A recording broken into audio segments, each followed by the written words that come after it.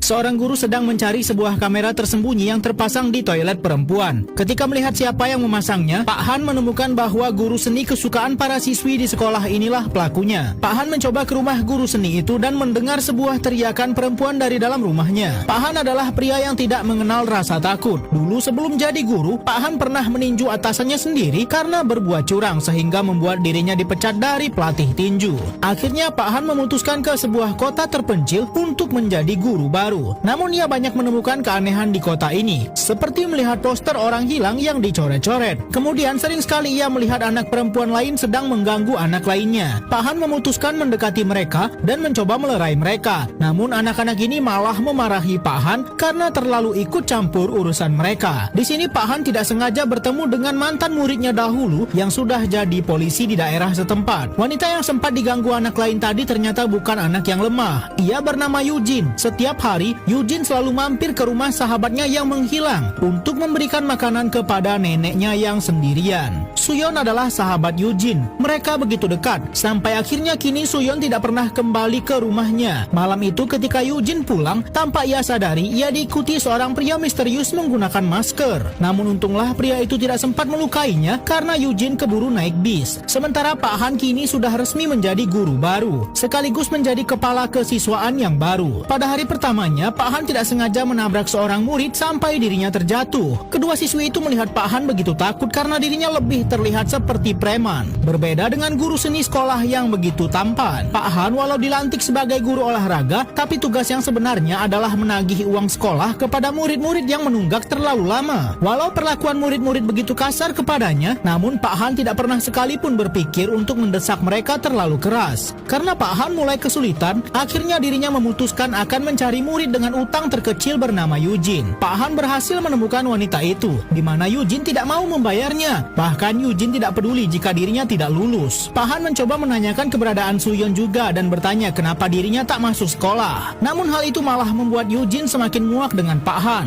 Eugene yang mencoba menempel poster Suyon di sekolah dimarahi gurunya karena tidak boleh menempel benda semacam itu tanpa seizinnya. Guru yakin Suyon hanya kabur dari rumah saja dan Pak Han melihat hal tersebut. Saat itu ketika Pak Han akan ke toilet, ia kaget mendapati seorang pria keluar dari toilet wanita. Bahkan Pak Han harus mengecek dulu. Ketika Pak Han sedang buang air, ia melihat Eugene yang kabur melewati pagar belakang. Pak Han memutuskan mengikuti anak itu. Dan ternyata Eugene sendiri sedang mencoba mencari temannya Suyon kepada orang-orang sekitar. Pak Han sendiri tidak sengaja bertemu calon gubernur yang baru saja sedang berorasi di wilayah tersebut. Pejabat itu sebelumnya ia temui di sekolah tempat dirinya mengajar sedang melakukan kunjungan. Eugene sendiri berbekal bukti yang ditinggalkan